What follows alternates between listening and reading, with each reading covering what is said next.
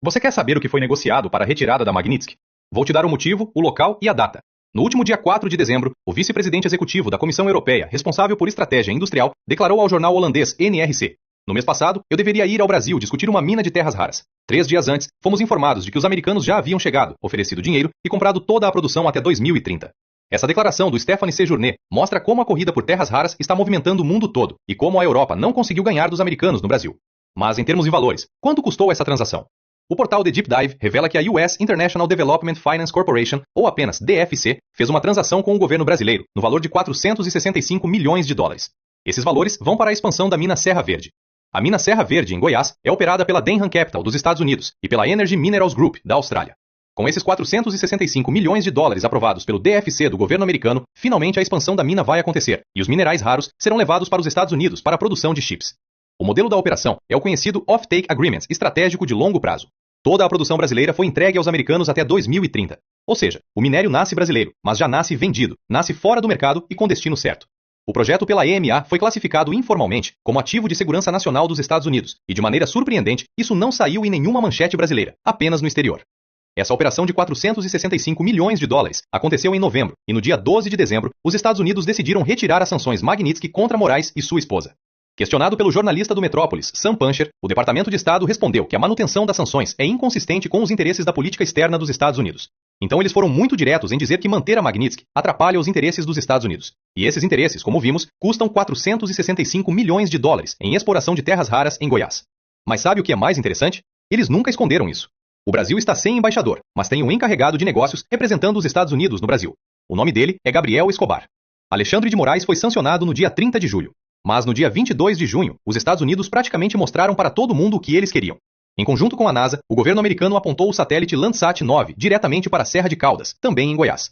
O encarregado de negócios, Gabriel Escobar, fez questão de postar o que eles queriam no perfil oficial da Embaixada dos Estados Unidos. Registro do Brasil feito pela NASA. Esse elemento oval é a Serra de Caldas, que fica no Cerrado e se destaca cerca de 300 metros acima da paisagem, no coração do Brasil. A não ser que você ache que a Embaixada dos Estados Unidos virou uma espécie de Discovery Channel, está muito claro qual é o interesse principal no coração do Brasil. Já está comprovado que Lula entregou aos americanos a expansão da Serra Verde, mas a Serra de Caldas também é muito interessante. Os Estados Unidos possuem hoje o sistema de mapeamento geológico remoto mais avançado do planeta, operado pela NASA e pelo USGS, com capacidade de identificar padrões de solo associados a minerais estratégicos. No mesmo período em que os Estados Unidos fecham um acordo para garantir toda a produção de terras raras de Goiás até 2030, a Embaixada Americana no Brasil decide destacar publicamente, de forma incomum, uma formação geológica específica no estado. Não é coincidência que esse tipo de leitura territorial anteceda operações financeiras de grande porte. Antes do anúncio do financiamento de até 465 milhões de dólares para garantir a produção de terras raras em Goiás, o território já havia sido estudado, precificado e hierarquizado por esse tipo de modelagem.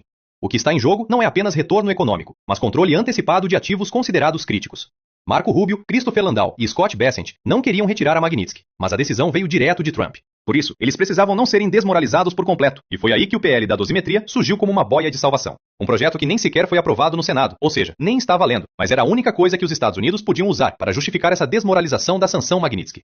Vejam bem, a Magnitsky foi retirada antes das tarifas. Isso porque esse foi um pedido direto do Lula. Lula prefere sacrificar o produtor brasileiro para salvar, primeiramente, Alexandre de Moraes. Porque ele sabe que com Moraes ao seu lado, não precisa nem de voto para se eleger. Ele terá a caneta mais poderosa do Brasil ao seu lado, então pouco importa se há tarifa ou não. Mas as tarifas também vão cair, por outros motivos que envolvem um recuo na moeda dos BRICS e outras questões. Mas a Magnitsky em si, o motivo é esse: 465 milhões de dólares para expandir a operação de terras raras no Brasil. Trump fez o mesmo tipo de acordo com as terras raras na Ucrânia e já falou em tomar a Groenlândia pelo mesmo motivo. Mas uma coisa ninguém pode negar, eles não fazem questão de esconder. Assim como ele falou que queria a Groenlândia, aqui no Brasil, eles literalmente apontaram um satélite para a área exata que queriam e postaram para todo mundo ver. E, se você observar as últimas atividades do homem que comanda a embaixada no Brasil, todas elas são voltadas para a extração de terras raras e outros minerais. Gabriel Escobar só faz isso no Brasil. Em nenhum momento foi indicado um embaixador para tratar de assuntos políticos. Ou seja, Trump nunca esteve realmente preocupado com a política brasileira, pois nunca nomeou um embaixador. Só que, como eu disse, isso não é uma unanimidade dentro do governo americano. Marco Rubio tem uma agenda ideológica e, por enquanto, vem tendo muito sucesso em suas ações na América Latina. Mas no caso do Brasil, passaram a perna nele, assim como estão tentando estragar a festa de Marco Rubio na Venezuela. Rubio já teria atacado o regime de Maduro há 2 meses, mas isso não aconteceu.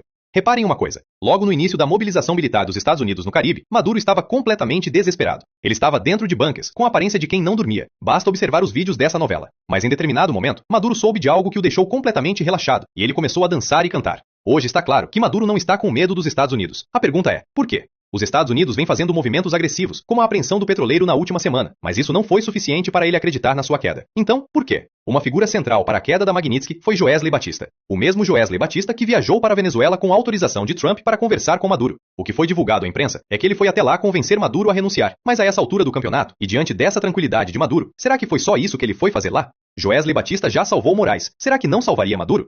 Nos resta acompanhar.